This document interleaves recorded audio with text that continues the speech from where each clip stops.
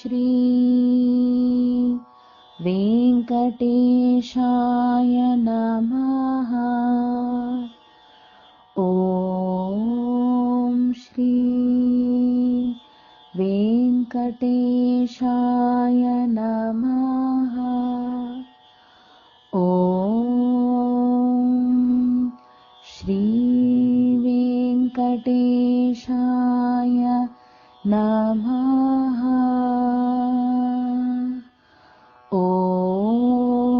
श्री वेंकटेशाय नमः। ॐ श्री वेंकटेशाय नमः। భగవద్బంధువులారా,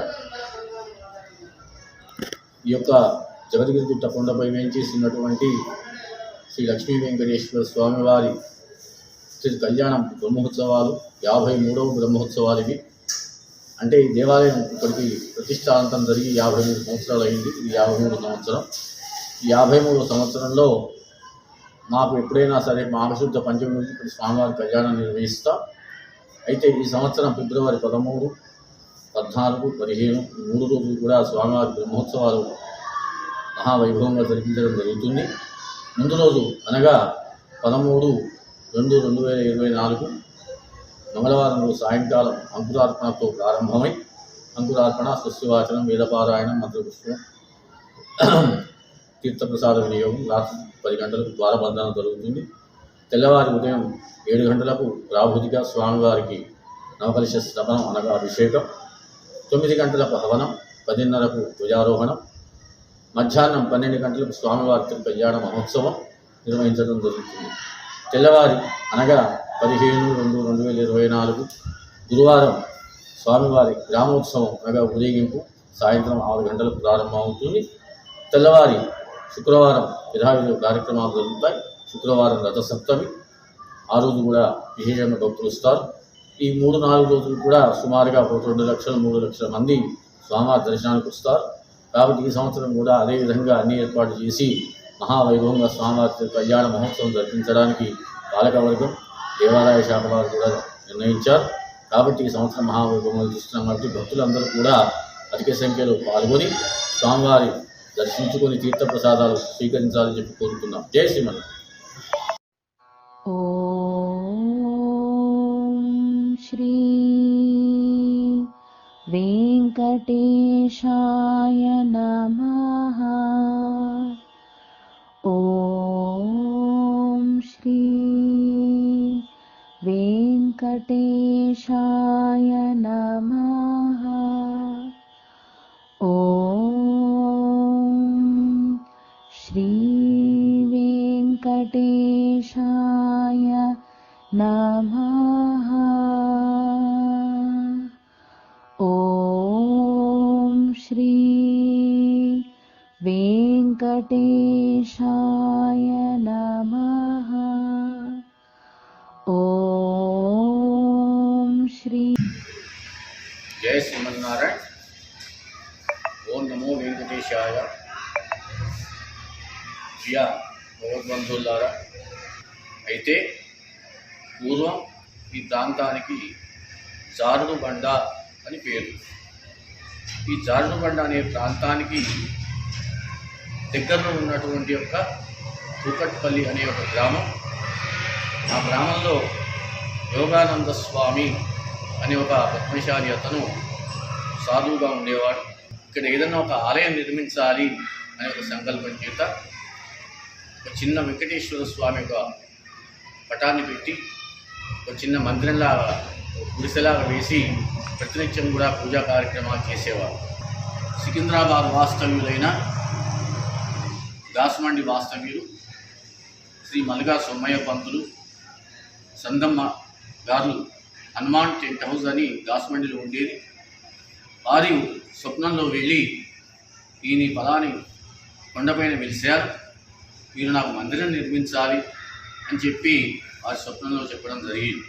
సోమయ్య పంతులు, సందమ్మ గారు వచ్చేసి అప్పుడు కేవీ కేశవులు గారు టెక్స్టైల్స్ మినిస్టర్ ఉండే 1972 1972 మాఘశుద్ధ పంచమి వసంత పంచమి రోజు ఇక్కడ ఆలయాన్ని నిర్మించి స్వామివారి విగ్రహాన్ని ప్రతిష్ఠించారు. ఈ యొక్క విగ్రహం కూడా తమిళనాడులో తిరుచి నుంచి తెచ్చారు. విగ్రహాన్ని తెచ్చి మాఘశుద్ధ పంచమి వసంత పంచమి రోజు ఆ యొక్క సోమయ్య పంతులు గారు వారి కుటుంబ సభ్యులందరూ కూడా కలిసి అప్పుడు ఈ స్వామివారిని ప్రతిష్ఠ చేయడం జరిగింది. అప్పటి నుండి 1972 మాఘశుద్ధ పంచమి నుండి 8 సంవత్సరాల వరకు కూడా ఒక స్వామివారికి నిత్య పూజాపాది కైంకర్యాలు జరిపించాం. 1980లో స్వామివారికి ఇరుపక్కల కూడా అమ్మవారిని ప్రతిష్ఠించి పద్మావతి గోదాదేవి అమ్మవారిని ప్రతిష్ఠించి 1980లో అమ్మవారిని ప్రతిష్ఠించడం జరిగింది. అప్పటి నుండి ప్రతి సంవత్సరం మాఘశుద్ధ పంచమి వసంత పంచమి రోజు ఇక్కడ స్వామివారి కళ్యాణం చేయడం జరుగుతుంది. ఇక్కడ స్వామివారి సంకల్ప నామం ఏమిటి అంటే సంతాన వెంకటేశ్వర స్వామి, లక్ష్మీ వెంకటేశ్వర స్వామి. ఇక్కడ స్వామికి ఏ సంకల్పం చేసుకున్నా, సంతానం కోరుకున్నా, ఆరోగ్యం కోరుకున్నా, ఐశ్వర్యం కోరుకున్నా, ఏ కోరిక కోరుకున్నప్పటికి కూడా ఒక 41 రోజులు కూడా స్వామి సంకల్పం తప్పకుండా తీరుతుందని ఇక్కడ ప్రజల విశ్వాసం. 60 కిలోమీటర్ల ప్రాంతంలో యాదగిరి గుట్ట ఉన్నది.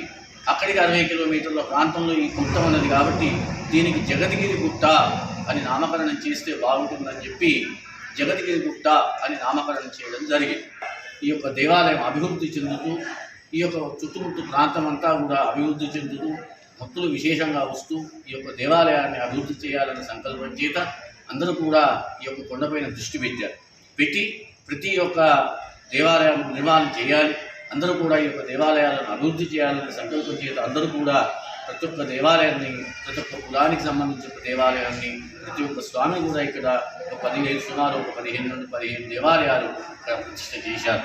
అన్ని దేవాలయాలు కూడా నిత్య నైవేద్యాలతో జరుగుతున్నాయి.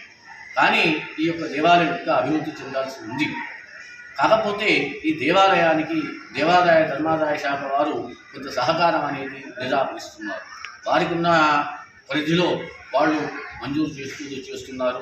ఇక్కడ దేవాలయం అంతా కూడా అభివృద్ధి ఇక్కడ లోపల ఉన్నటువంటి దాతల ద్వారా మనం అభివృద్ధి చేయడానికి నేను కోరేది ఒకటి ఏంటంటే ప్రభుత్వానికి కూడా కోరుతున్న ఈ యొక్క దేవాలయానికి కొన్ని నిధులు కేటాయించి ఈ యొక్క దేవాలయాన్ని ఒక టెంపుల్ సిటీగా ఏర్పాటు చేస్తే ఈ యొక్క హైదరాబాద్ సిటీలో ఈ దేవాలయానికి ఇంత విశాలమైన ప్రదేశం ఎక్కడా లేదు. ఇలాంటి ఒక విశాలమైనటువంటి ప్రదేశంలో ఒక దేవాలయాన్ని కనుక అభివృద్ధి చేసినట్టయితే ఈ యొక్క ప్రజలు కూడా ప్రజానీకానికి అందుబాటులో ఉండి ఈ యొక్క దేవాలయానికి స్వామి కూడా అభివృద్ధి చెందుతుందని చెప్పి కోరుతూ సెలవు తీసుకుంటాం. ఓం శ్రీ వెంకటేశాయ నమః. ఓం శ్రీ వెంకటేశాయ నమః. ఓం శ్రీ వెంకటేశాయ నమః. ఓం శ్రీ వెంకటేశాయ నమః. ఓం శ్రీ వెంకటేశాయ నమః. ఓం శ్రీ వెంకటేశాయ నమః. ఓం శ్రీ వెంకటేశాయ నమః. ఓం శ్రీ వెంకటేశాయ నమః. ఓం శ్రీ వెంకటేశాయ నమః. ఓం శ్రీ వెంకటేశాయ నమః. ఓం శ్రీ వెంకటేశాయ నమః.